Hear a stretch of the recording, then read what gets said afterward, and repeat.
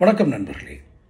கடன் என்ற ஒரு சொல்லாடலை வைத்து சில வீடியோக்கள் வெளியிட்டு வரேன். வங்கிகள் கொடுக்கும் கடன் திருப்பி செலுத்த இயலாத எளிய மக்கள், அந்த திருப்பி செலுத்தும் திறன் குறைந்ததற்கான காரணங்கள் என்ன என்பது குறித்து நான் வீடியோக்கள் வெளியிட்டு வருகிறேன். அந்த வகையில் கடன் வசூல் செய்யும் நிறுவனங்களாக சில நிறுவனங்களை வங்கிகள் அங்கீகரித்து ரெகக்னைஸ் பண்ணியே அனௌன்ஸ் பண்ணுறாங்க.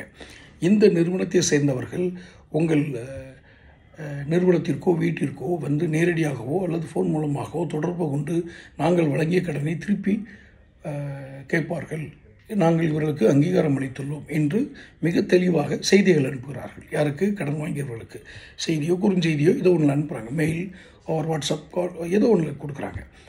இந்த வங்கிகளுடைய அங்கீகாரம் பெற்ற கடன் வசூல் செய்யும் நிறுவனங்கள் மிக தரம் தாழ்ந்த ஒரு மானமுள்ள ஒரு நல்ல தரமான மனிதன், பண்புள்ள மனிதன் என்று கூறுவார் அல்லவா, அதுபோன்று பண்பான குடும்பத்தை சேர்ந்தவர்கள் அல்லது பண்பான மனிதர்களை மிக தரம் தாழ்ந்த வார்த்தைகளில் பேசுவதும், அதை ரெக்கார்டு செய்து திரும்ப கேட்டால் கூட அதெல்லாம் ஒன்றும் பிரச்சனை இல்லை, நாங்கள் பார்த்துக்குவோம், நாங்கள் ஸ்டேஷன் போவோம், கோர்ட்டுக்கு போவோம், எங்கே வேணாலும் போவோம் என்று கூறும் அளவுக்கு தரம் தாழ்ந்த ஒரு நிறுவனங்களை இந்த வங்கிகள் தேர்வு செய்கின்றன.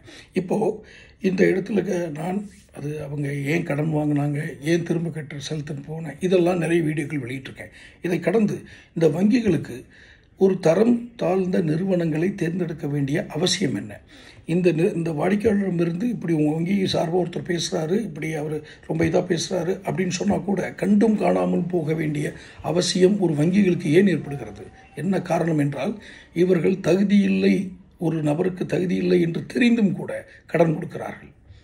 இவன் ஏன் வாங்குகிறான் என்பது ஒரு பக்கம். இவன் தேவை இவனை நெருக்குகிறது.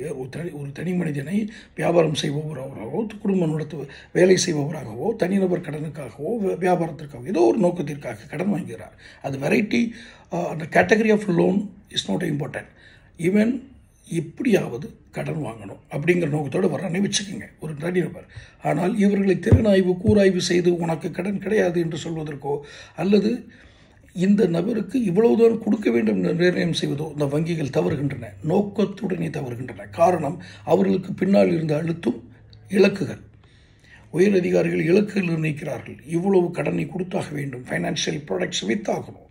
அது ஒரு வியாபார தளமாக மாறிவிட்டது. It's a commercial financial product selling counter. அது இட்ஸ் நாட் அ பேங்க். நீங்கள் பணம் போடுவதும் எடுப்பதும் ஒருபோதும் நடக்கிறது, அது பெரிய விஷயம் அல்ல. இன்று இன்னொரு புள்ளி விவரம், நான் ஏற்கனவே நம்மளுடைய சேனலில் அந்த வீடியோவில் போட்டிருக்கேன். இன்றைய புள்ளி விவரம், வங்கிகளில் டெபாசிட் குறைகிறது. இது இரண்டு விதத்தில் காட்டும். ஒன்று, இதை விட அதிகமான ஒரு நிதி அமைப்புகளில் இவங்களுக்கு வட்டி கொடுக்கணும், அல்லது டெபாசிட் போடுற அளவுக்கு பணம் இல்லாமல் இருக்கணும். இந்த ரெண்டு தான் காரணமாக இருக்கணும். ஒரு வங்கிகளிலிருந்து வேறு இடத்துக்கு அது போகுது அப்படின்னா. அப்படி வங்கிகளுடைய டெபாசிட் குறைகிறது. டெபாசிட்லாம் கவனம் செலுத்தாதீங்க, கடன் கொடுக்கறதுல கவனம் செலுத்துங்க. காரணம், வங்கிகளுக்கு வருமானம் வேண்டும். ஒவ்வொரு ஆஃபீஸர்ஸுக்கும் லட்சத்துக்கு மேலே சம்பளம். அப்போ சம்பளம் கொடுக்கணும்னா வட்டி வருவாய் வேணும். வட்டி வருவாய் வேணும் என்ன செய்யணும்? இரக்கம் இல்லாமல் கடன் கொடுங்கள். நான் சொல்வது இரக்கம் இல்லாமல் கடன் கொடுங்கள். கடுமையாக நடந்து வசூல் செய்யுங்கள். இதுதான் வங்கிகளுக்கு இடப்பட்ட கட்டளையாக நான் நினைக்கிறேன். தவறு இருந்தால் வங்கிகளிடமிருந்து பதில் வரட்டும். தனிநபர்கள் வாங்குகிறார்கள், நாங்கள் கொடுக்குறோம், வாங்கும்போது இப்படி பேசுகிறாங்க, அப்படி மாற்றி பேசுகிறாங்க, இதையெல்லாம் திறனாய்வு செய்வதற்கு தான் உங்களுக்கு பயிற்சி அளிக்கப்படுகிறது. பயிற்சிகளில் இவர்கள் பயிற்சி கூட நல்லா தான் முடிச்சுட்டு வர்றாங்க பேங்க் ஆஃபீஸர்ஸ். ஆனால் இவர்கள் கடன் வழங்குவதில் தாராளம் காட்டுகிறார்கள், வசூல் செய்வதில் கரார் காட்டுகிறார்கள். இரண்டுமே தவறு. நீங்கள் தாராளமாக கடன் வழங்கியது என்பது எந்த அடிப்படையில்? இவன் திருப்பி செலுத்தும் திறன் இவனிடம் இருக்கிறது. 15 வருடத்திற்கு இவன் திருப்பி செலுத்துவான். 7 வருடத்திற்கு இவன் 7 வருடங்களின் திறன் இவன் செலுத்த திறன் இறக்கிறது. எப்படி கணக்கிடுகிறீர்கள்? இந்த கணக்கீடுகளில் குளறுபடி நடந்தால் அதை மன்னிக்கலாம், ஏனென்றால் தவறுகள் மனித இயல்பு. ஆனால் இவர்கள் நோக்கத்துடனே கடன் தருகிறார்கள். அந்த கடனை வசூல் செய்வதற்கு இரக்கமில்லாத நிறுவனங்களை நியமனம் செய்கிறார்கள். இந்த இரண்டு குற்றச்சாட்டை முன்வைக்கிறேன். இது ஒரு ஆபத்தான தேசமாக மாறுகிறது.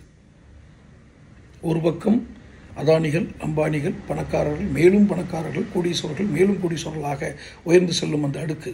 இன்னொரு பக்கம் சரியான வருமானம் இல்லாமல், அந்த வருமானத்தையும் ஈட்ட வழி தெரியாமல் கீழே போகும் ஒரு தட்டு மக்கள்.